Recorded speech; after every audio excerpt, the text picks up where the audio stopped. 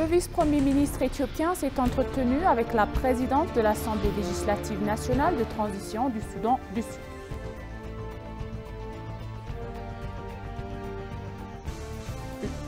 Le ministre des services de communication du gouvernement a fait une déclaration indiquant la situation actuelle.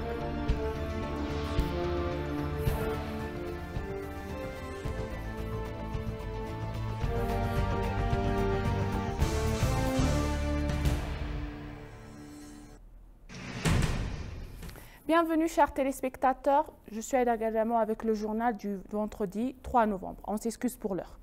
Donc, le ministre des services de communication du gouvernement, Dr Lagassa Toulou, a fait une déclaration indiquant la situation actuelle.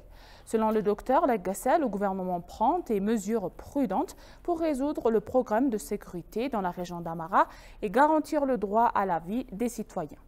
Il a déclaré que le gouvernement est un organisme responsable qui œuvre pour garantir le droit des personnes et pour assurer la paix et la sécurité sans violer les droits de l'homme.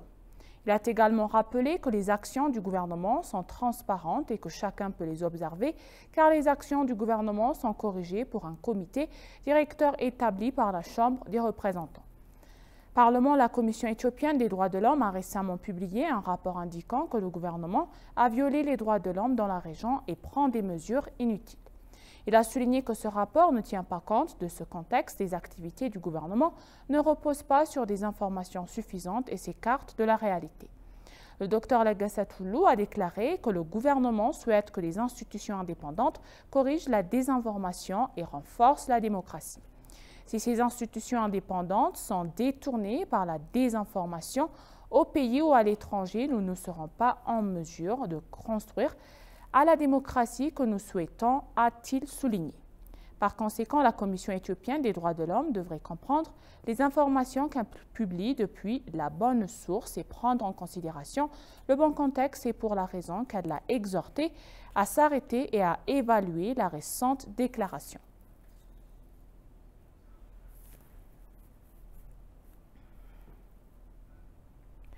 Le vice-premier ministre et ministre des Affaires étrangères Demeke Mekonnen s'est entretenu avec la présidente de l'Assemblée législative nationale de transition du Soudan du Sud, Mme Djema Nounou Koumba. Lors de la réunion au bureau du président de la Parlement à Djuba, M. Demeke a déclaré que les pays membres du bassin du Nil devraient renforcer leur coopération afin d'utiliser correctement les ressources partagées. Il a également déclaré que l'Éthiopie s'est engagée à faciliter les projets d'infrastructure qui renforceront les relations entre les deux pays, selon le ministère des Affaires étrangères. La présidente Djema Nounou Koumba a pour sa part souligné l'importance de relier l'Éthiopie et le Soudan du Sud par le biais d'infrastructures en paix et en plus de renforcer les liens économiques. M. Demeke vient de conclure sa visite officielle de 2 jours à Djuba.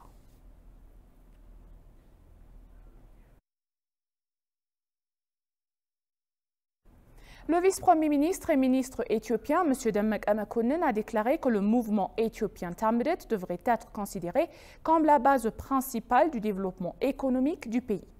Le mouvement Éthiopie Tamrit est un effort national visant à créer une industrie manufacturière compétitive en résolvant les défis du secteur de manière durable et globale. Un comité directeur du ministère de l'Industrie a tenu une discussion sur les réalisations et les défis rencontrés par le mouvement. Le vice-premier ministre et ministre des Affaires étrangères et président du directeur comité, M. Demeke Mekonnen, a déclaré que le mouvement avait résolu les problèmes rencontrés dans le secteur grâce à la coordination et obtenu d'excellents résultats. Il a donc exhorté les parties prenantes à travailler avec davantage de coopération et d'efforts en gardant le mouvement comme base principale de la croissance économique. Les dirigeants à tous les niveaux doivent travailler avec passion et détermination, notamment en luttant contre la corruption et les pratiques de corruption dans le secteur. Il a souligné, et de plus, il convient de prêter attention à l'ajout de valeur aux produits, à la modernisation du système d'approvisionnement et à la fourniture de produits de qualité pour les marchés nationaux et internationaux, ont déclaré les autres membres du comité directeur.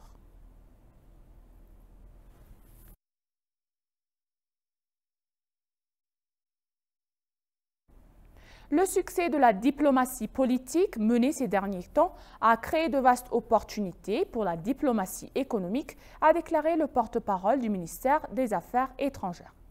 L'ambassadeur Melle Salem a donné un point de presse bi-hebdomadaire aux journalistes sur les principales activités diplomatiques de l'Éthiopie. De nombreux efforts sont déployés au niveau bilatéral et multilatéral dans le domaine de la diplomatie économique suite au engagement diplomatique croissant de l'Éthiopie, a-t-il noté. En conséquence, il a souligné que diverses activités ont été menées pour encourager les investisseurs étrangers à visiter le pays et à explorer les options d'investissement. En outre, Melle a expliqué que l'Éthiopie a participé à 48 forums internationaux de promotion des investissements et les options de potentiel d'investissement de l'Éthiopie ainsi que l'attrait des investissements directs étrangers ont été appuyés. Les forums qui ont eu lieu à New York, aux États-Unis, ainsi qu'à Shanghai, en Chine, auxquels ont participé plus de 600 entreprises, en sont un bon exemple, a-t-on indiqué. Le ministère et d'autres parties prenantes ont déployé des efforts substantiels pour les réalisations des forums, a-t-il ajouté. D'autre part, plus de 53 investisseurs internationaux se sont rendus en Éthiopie pour identifier les opportunités d'investissement, a-t-il déclaré, ajoutant que 5 entreprises des États-Unis, d'Europe, d'Asie et du Moyen-Orient ont été consultées pour collaborer avec des entreprises éthiopiennes. Parlant de la promotion des destinations touristiques en Éthiopie, M. Melle a déclaré que 31 forums ont été organisés pour promouvoir les destinations touristiques du pays. L'Éthiopie a l'intention de participer activement à un certain nombre de conférences internationales dans les semaines à venir, a-t-il ajouté.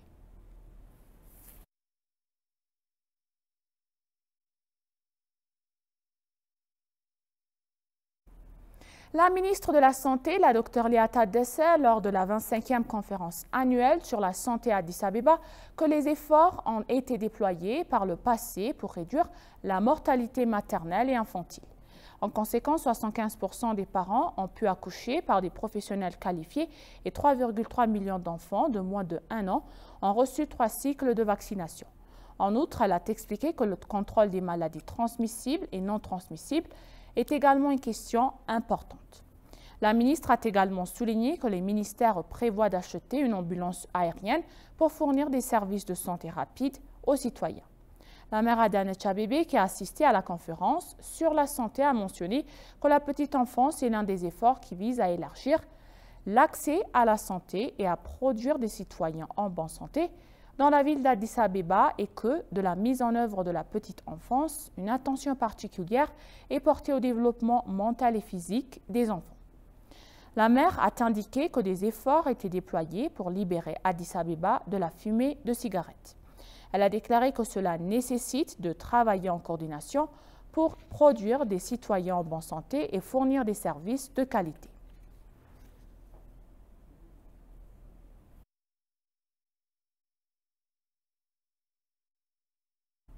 Une délégation de responsables gouvernementaux dirigée par le ministre de l'Agriculture, Dr Girma Amate, a visité le port polyvalent de Doralé et le terminal à conteneurs de Doralé à Djibouti. La visite s'est déroulée en présence de la ministre d'État de l'Agriculture, Mme Sophia Kassa, du directeur général du transport maritime et de la logistique, le Dr Berisso Amelon, et d'autres responsables gouvernementaux. Au cours de la visite, les efforts déployés pour améliorer le processus de prestation de services du port polyvalent de Doralé et du terminal à conteneurs de Doralé, les problèmes rencontrés et les solutions à adopter ont été expliqués. La délégation de responsables gouvernementaux conduite par le ministre de l'Agriculture, Dr Girma Amate, est arrivée à Djibouti pour observer le processus de transport des engrais du soie par la Compagnie agricole 2016-2017.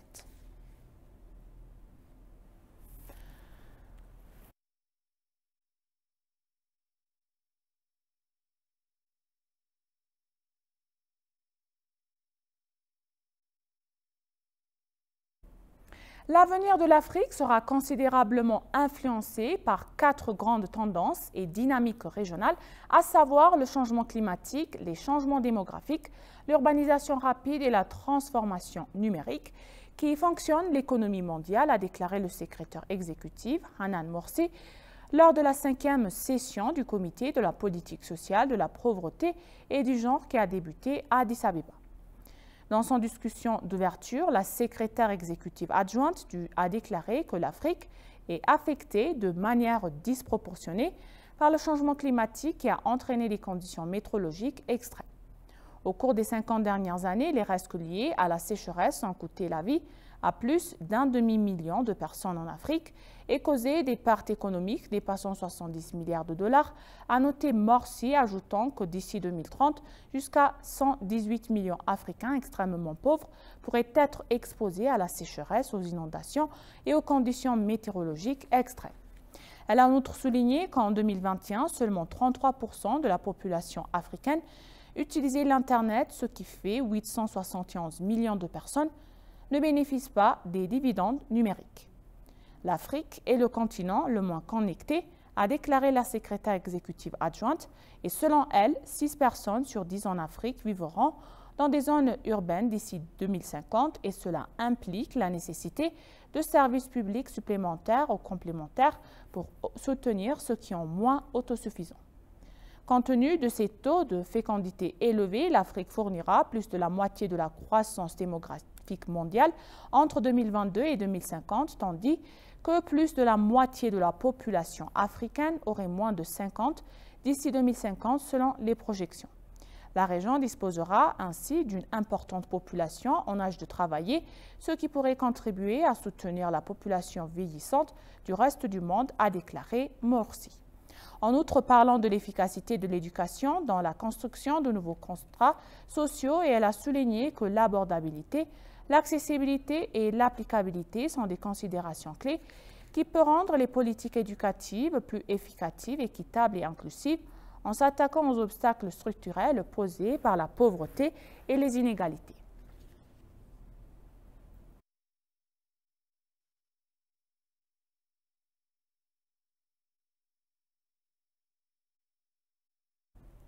Et pour conclure le journal, l'Éthiopie se prépare à lancer son 3e satellite d'observation de la Terre nommé ETRSS-02 en 2 ans selon l'Institut des sciences spatiales et géospatiales.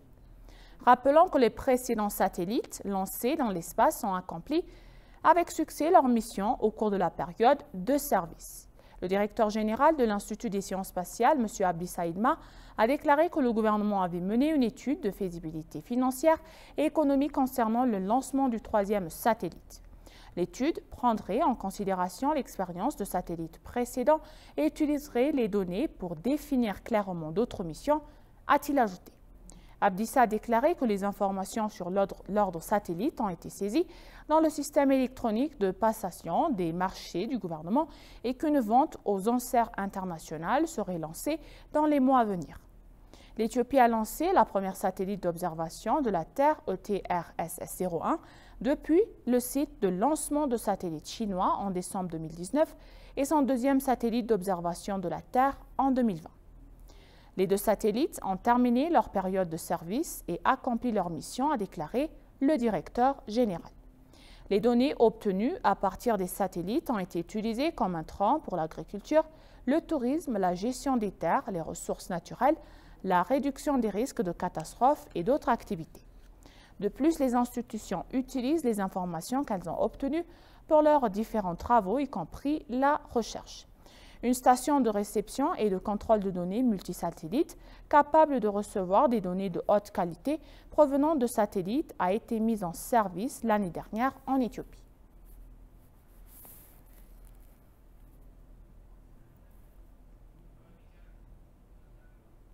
Et maintenant, chers téléspectateurs, je vous rappelle les titres principaux. Le vice-premier ministre éthiopien s'est entretenu avec la présidente de l'Assemblée législative nationale de transition du Soudan du Sud.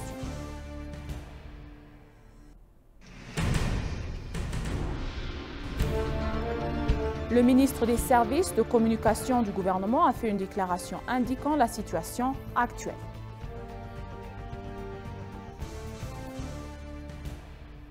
Merci, chers téléspectateurs, ainsi s'achève le journal et je vous souhaite une bonne journée.